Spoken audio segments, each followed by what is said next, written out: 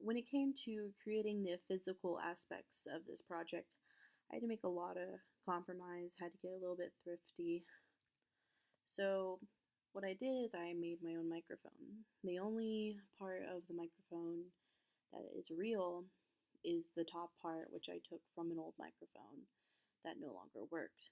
The inside was my laptop, and I had lined the inside of the box with egg carton, trying to isolate the sound, make it soundproof. That way, it would pick up less feedback from the outside, and hopefully, people would have to talk into the mic part when the sound would travel straight down the tube part, and that's what the laptop would pick up the most. For processing, I found a couple different codes and I taught myself a little bit more at the end and got a little bit more help. I was able to write this really fun code. It was really pretty to play with, and I just love the color part about it.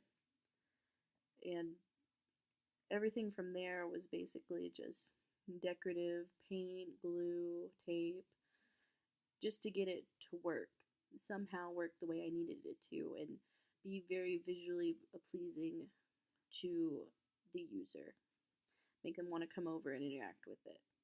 So here's some pictures of it.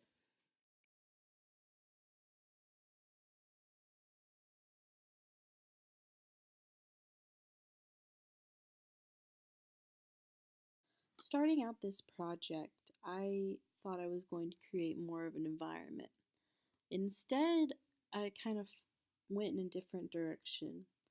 When problems arised, I had to compromise, and I think it actually worked more to my advantage having to deal with those problems and make compromises, because I think I was really playing on something more than just an environment. Like, I think I was going into that social stigma part of the atmosphere. Adding just that little part with directions saying, sing to me, it made people uncomfortable.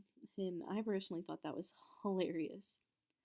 But I had like three different kinds of people when it came to different types of reactions. There was the first type where they're like very cautious, they're willing to do it, and they want to see what will happen, and they'll end up to it. And then there's the people who are like, oh heck no, no way, not me, I'm not singing, can't I just talk?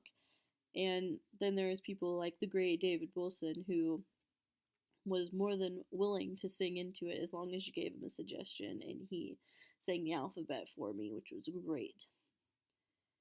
And I don't know, I really enjoyed watching people like interact with it and being cautious with it.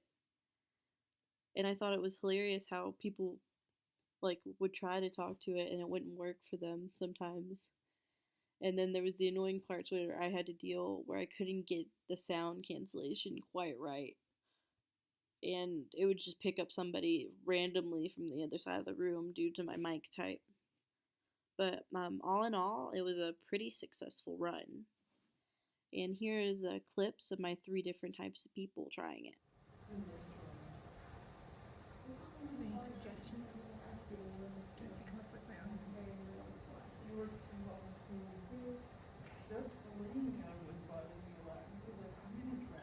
I have like a little mermaid in my head. Is that the class? Go for it. Instead of this? Ooh,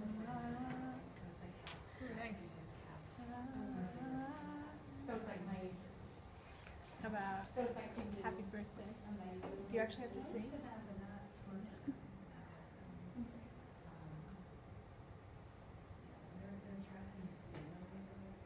We.